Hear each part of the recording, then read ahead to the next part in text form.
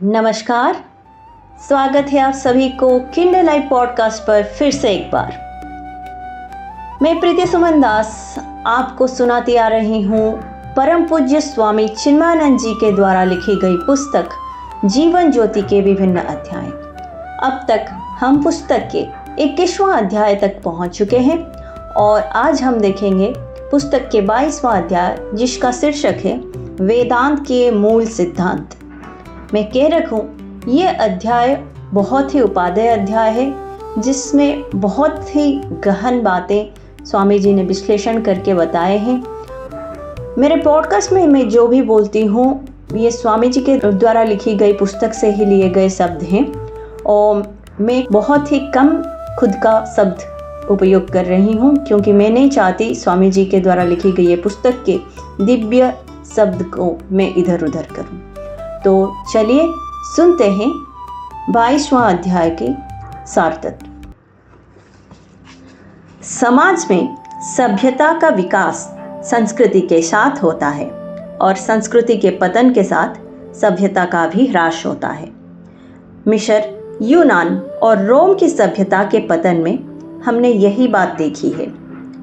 व्यास ने वेदों का संपादन कर भारतीय संस्कृति को नष्ट होने से बचा लिया। बुद्ध ने अपने समय में संस्कृति का पुनरुद्धार किया।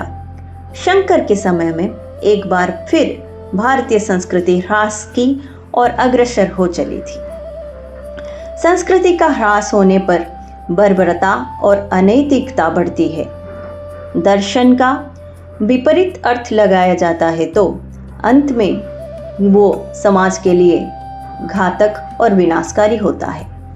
शंकर के जन्म ऐसे ही परिस्थिति पर हुआ था और वो हिंदू समाज में नव जागरण ला दिए।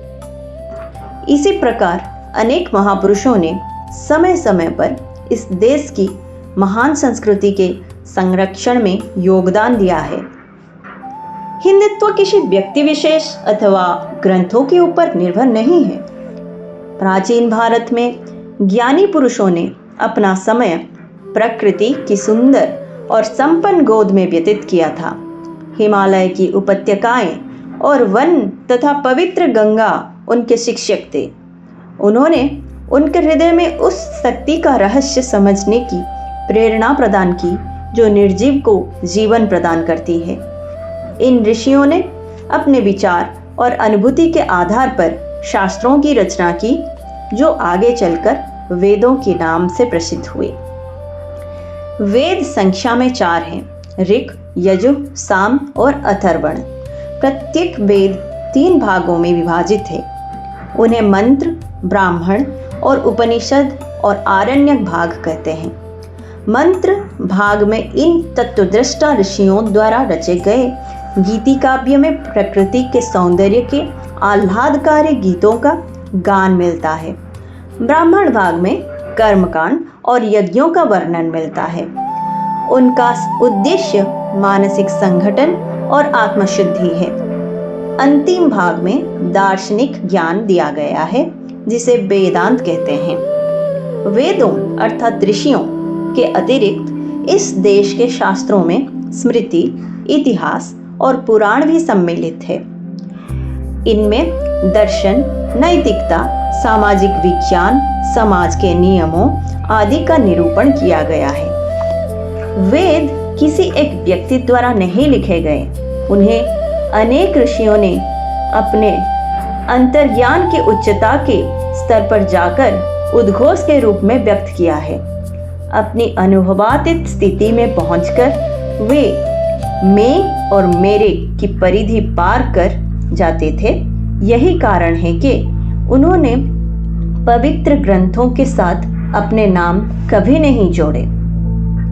भौतिक वैज्ञानिकों ने वस्तु जगत के विषय में जिज्ञासा की और सूक्ष्म निरीक्षण तथा बौद्धिक विश्लेषण के द्वारा प्रकृति के वैज्ञानिक नियमों की खोज की। ऋषियों ने भी विश्लेषण और निगमन की वही विधि अपनाई और मनुष्य के व्यक्तित्व की आत्मगत खोज की।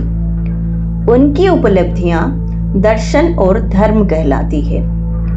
दोनों प्रकार की खोज करने वालों में अंतर यही है कि उनकी खोज का क्षेत्र भिन्न भिन्न है। इसलिए उपनिषदों में स्वभावतः जीवन और उसके अर्थ तथा उद्देश्य का विवेचन मिलता है।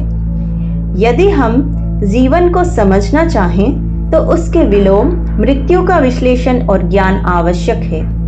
जब कोई जीवधारी बाह्य वस्तुओं की उत्प्रेरक ग्रहण करने और उनके प्रति अपनी प्रतिक्रिया व्यक्त करने में पूर्णतः असमर्थ हो जाता है तो उसे मृत कहते हैं। दूसरे शब्दों में मृत्यु अनुभवों की पूर्ण समाप्ति की स्थिति है। अतः जीवन को निरंतर प्रवाहित होने वाली अनुभव धारा कहते हैं। जीवन एक अनुभव धारा होने के कारण उसका प्रत्येक अनुभव जीवन की एक इकाई है। जैसे ईंट दीवार की इकाई है। दीवार की मजबूती या कमजोरी उन ईंटों की गुणवत्ता और संरचना पर निर्भर है जिनसे वो दीवार बनी है। उसी प्रकार व्यक्ति के जैसे अनुभव होते हैं वैसा ही उसका जीवन होता है। यदि उसके अनुभव सुखद हैं तो उसका जीवन भी सुखी है, और यदि वे दुखद हैं तो उसका जीवन भी दुखी है।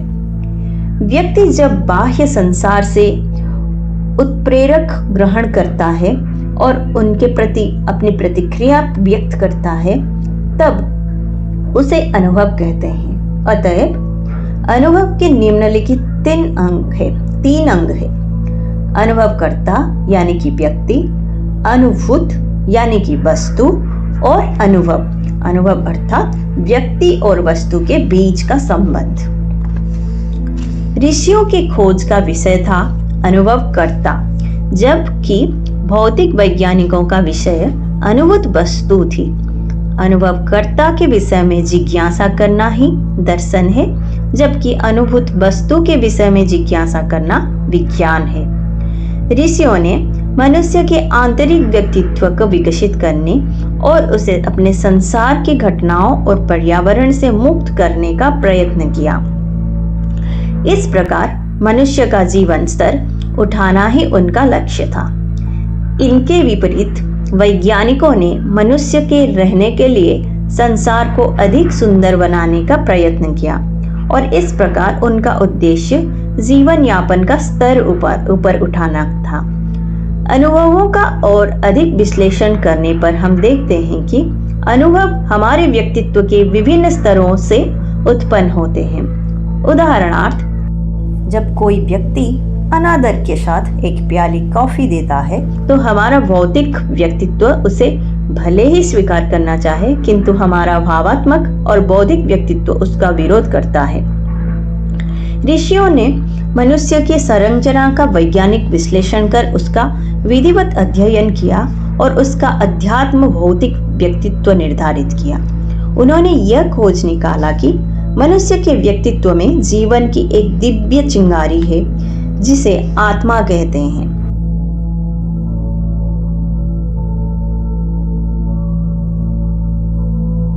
और यही आत्मा को 5 स्तर आवृत करके रखे हैं। आत्मा को आवृत करने वाले भूतों के 5 स्तर कोश कहलाते हैं। कोश शब्द से इस बात का संकेत मिलता है कि यह केवल एक आवरण है और उसके अंदर कोई अधिक मूल्यवान वस्तु है। जैसे कि एक तलवार और उसका कोश एक दूसरे से भिन्न होता है, वैसे ही जीवन के दिव्य स्फुलिंग और उसके भौतिक आवरणों के बीच कोई संपर्क नहीं है। इस प्रकार 5 कोश अलग अलग होते हैं। और क्या है वो ये 5 कोश? प्रथम है अन्नमय कोश, दूसरा है प्राणमय कोश, तीसरा है मनोमय कोश, चौथा है विज्ञानमय कोश और 5वां है आनंदमय कोश। तो आज के पॉडकास्ट पर हम इतने तक ही देखेंगे। अगले पॉडकास्ट पर हम देखेंगे ये भिन्न भिन्न कोशों को समझने की प्रयास करेंगे और बहुत सारे और ही सुंदर विषय वस्तुओं को रखेंगे। तो तब तक के लिए धन्यवाद। नमस्कार। ओम श्री गुरुभ्यो नमः।